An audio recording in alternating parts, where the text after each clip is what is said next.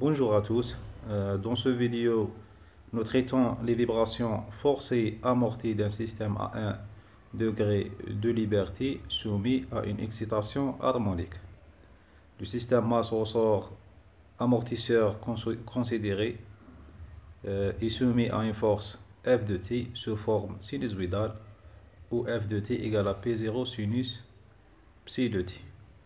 L'équation différentielle de mouvement de ce système est donnée par mx de point plus cx point plus kx égale à p0 sinus psi de t. En divisant toute l'équation sur m, nous trouvons la forme générale x de point plus 2 alpha oméga 0 x point plus oméga 0 au carré égale à p0 sinus psi p0 sur m sinus psi de t, où alpha c'est le rapport d'amortissement et oméga 0 c'est la pulsation propre du système. La solution de cette équation est la somme de deux solutions, la solution homogène et la solution particulière. La solution homogène est la solution où l'équation différentielle ou le deuxième terme de l'équation différentielle du mouvement égale à 0. Donc, c'est la solution des systèmes libres amortis. Dans ce cas, ou bien on a trois cas pour ce système libre amorti. La première cas où alpha est inférieur à 1, on a un amortissement faible, on a deux solutions complexes. Le deuxième cas où alpha égale à 1 et alpha supérieur à 1, on a l'amortissement critique et amortissement supercritique. Les deux cas, le deuxième cas et la troisième cas, sont des cas à éviter dans notre programme parce qu'on a dit qu'on n'a pas un mouvement de vibration dans les deux types, critique et supercritique. Donc nous choisissons le premier cas faiblement amorti. La solution homogène dans ce cas est donnée par les formules suivantes. On prend le deuxième ou bien la troisième forme exponentielle moins alpha oméga 0 de t fois a cos oméga a t plus b sinus oméga a t, où oméga a c'est la pulsation des vibrations amorties, oméga a égale à oméga 0 la racine carrée de 1 moins alpha au carré. Oméga 0 c'est la pulsation propre du système. A et B sont déterminés à partir des conditions initiales. Dans ce cas, on voit que si t tend vers l'infini, la solution homogène tend vers 0. Donc c'est une solution transitoire, dépend des conditions initiales. Parce que A et B sont déterminés à partir des conditions initiales. Par contre, la solution particulière, donc c'est une solution permanente où xp égale à g1 sinus psi de t plus g2 cos psi de t. G1 et G2 sont déterminés par le remplacement de la solution particulière dans l'équation différentielle du mouvement. Donc, on a besoin de dériver xp. On a besoin de la première dérivée et la deuxième dérivée par rapport au temps de la solution particulière pour les remplacer dans l'équation du mouvement. Donc on remplace xp point et xp2 point à l'équation du mouvement. On trouve les formules de G1 et G2. On les remplace dans la solution particulière. On trouve la formule suivante. Après, la solution x de t est la somme de deux solutions, la solution homogène plus la solution particulière. Donc, on peut écrire la solution homogène et la solution particulière sous les deux formes. Il y a a sinus oméga a fois t plus phi, et la solution particulière, il y a d sinus psi de t plus θ. On a A minuscule en fonction de A majuscule et B majuscule. On a phi en fonction de AB. On a D, l'amplitude de la réponse permanente en fonction de G1 et de G2. On a θ en fonction de G2 et G1. On a le facteur d'amplification dynamique. On a dit que le facteur d'amplification dynamique, c'est le rapport entre l'amplitude de la réponse permanente ou bien l'amplitude de la solution particulière divisé par le déplacement statique. Ici, on trouve que K dynamique, c'est la valeur absolue de 1 sur la racine carrée de 1 moins bêta, le tout au carré, plus 2 alpha bêta, le tout au carré. Aussi, on a le facteur d'amplification dynamique est en fonction de bêta et de alpha, le rapport d'amortissement. La courbe suivante représente la variation de K dynamique ou bien la réponse x de t, la réponse permanente x de t en fonction de bêta. C'est bêta égale à 0 dans le cas où oméga 0 كبيرة بزاف على psi, on trouve K dynamique égale à 1. C'est bêta tend vers l'infini. Dans ce cas, on a psi est supérieur à oméga 0. La réponse ou bien le K dynamique tend vers à 0. C'est oméga 0 égale à psi. De ce cas, dans ce cas, le K dynamique atteint sa valeur maximale. Si alpha égale à 0, on a le phénomène de résonance dans le cas des vibrations forcées non amorties. Ici, on a le facteur de réponse R de t, c'est la réponse du système divisée par le déplacement statique. Maintenant, on passe à la série TD. Ici, on a le système, soit le pendule de la figure 1, pour la tige non déformable et de masse négligeable et verticale, et les ressorts sont non déformés. Ce système contient deux ressorts K1 et K2. K1 est attaché à la position L sur 3. K2 est attaché à la position 2L sur 3. L'amortisseur est attaché à la position 2L sur 3. Et on a une force F de T appliquée à la position L sur le centre de gravité de la masse M. Donner l'équation différentielle de mouvement en fonction de θ dans le cas des petites oscillations. On a ici les données de M, Ka et K2, C, L, J et F de T.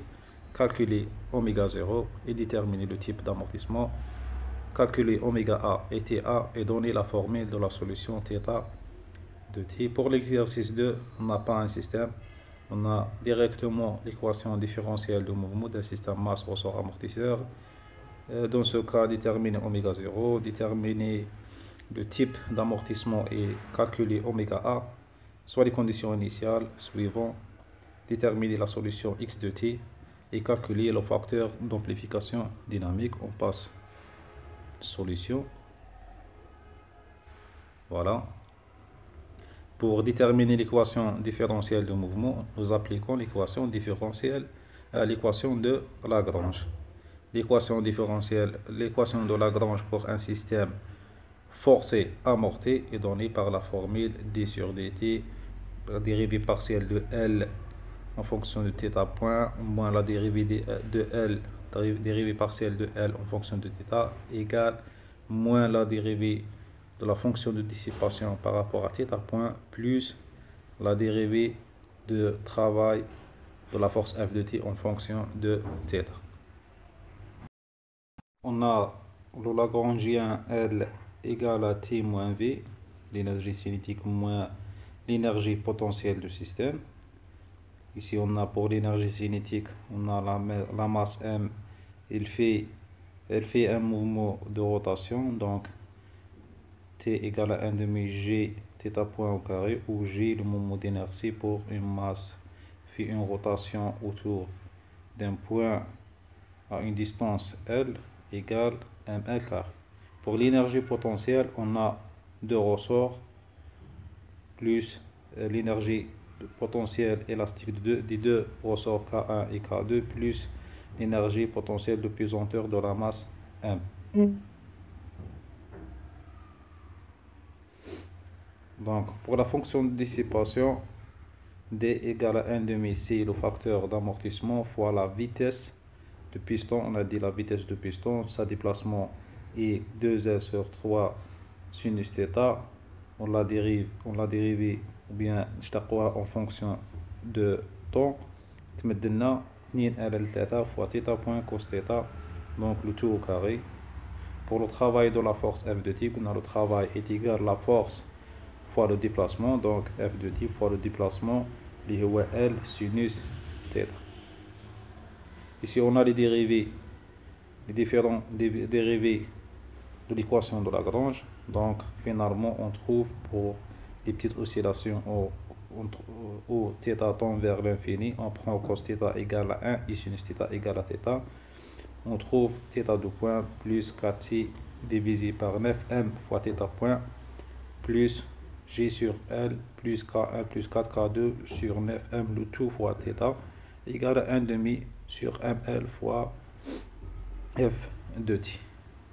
Pour les données suivantes, on les remplace dans l'équation différentielle du mouvement. On trouve θ de point plus 6,67 θ point plus 31,11 θ égale à 10 sinus de t. Ici on a oméga 0 égale à la racine carrée de 31,11. On a 2 alpha oméga 0 égale à 6,67, donc alpha égale à 0,6, donc on a le type ou bien un système faiblement amorti. Oméga A égale à oméga 0 fois la racine carrée de 1 moins alpha au carré égale à 4,46.